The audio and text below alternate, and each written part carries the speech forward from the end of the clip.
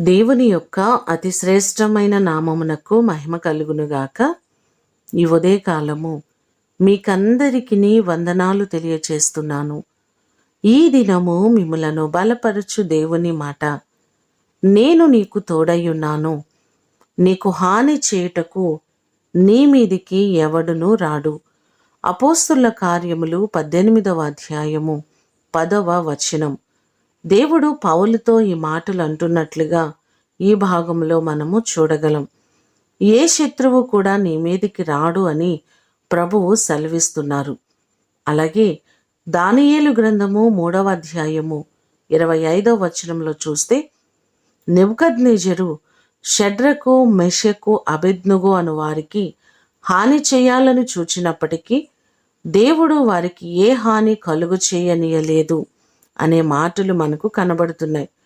చుట్టుపక్కల శత్రువులు మనలను ఇబ్బంది పెట్టాలని చూచినప్పటికీ మన దేవుడు మనకు తోడుగా ఉండి ఎటువంటి హాని, ఎటువంటి ఇబ్బంది మీకు లేకుండా ఆయన సంరక్షించే దేవుడు, మిమ్ములను కాపాడే దేవుడు.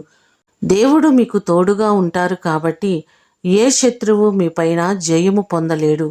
ఈ మాటలు వింటున్న మీకందరికీ దేవుడు తోడయ్యుండి శత్రు భయం అంతటి నుంచి విడిపించి ఆయన మీకు క్షేమాన్ని కలుగు చేయునుగాక.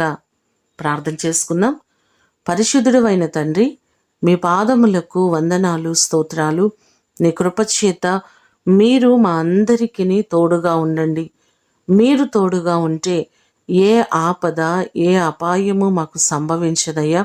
ఒకవేళ ఎవరైనా హాని చేయాలని చూచినప్పటికీ దేవా, మీరు మమ్మలను తప్పించే దేవుడవు, కాపాడే దేవుడవు, శత్రు భయం అంతటి నుంచి విడిపించే దేవుడవు. ప్రభువా, మా ప్రియులెల్లరినీ మీరు జ్ఞాపకం చేసుకొని ప్రతి వారికి మీ కాపుదల, మీ క్షేమము దయచేయండి. ఎవ్వరికీ ఎటువంటి ఇబ్బంది, తొందరలు జరగకుండా ప్రతి వారిని మీ రెక్కల నీడలో భద్రపరిచి మీరు తోడయ్యుండి మీరు ఆశీర్వదించండి. నీ కృపా సమాధానములు ప్రతి వారికి మెండుగా దయచేయమని యేసు నామమున అడిగి వేడుకొని పొందియున్నాము తండ్రి. ఆమేన్. దేవుడు మిమ్ములను దీవించునుగాక.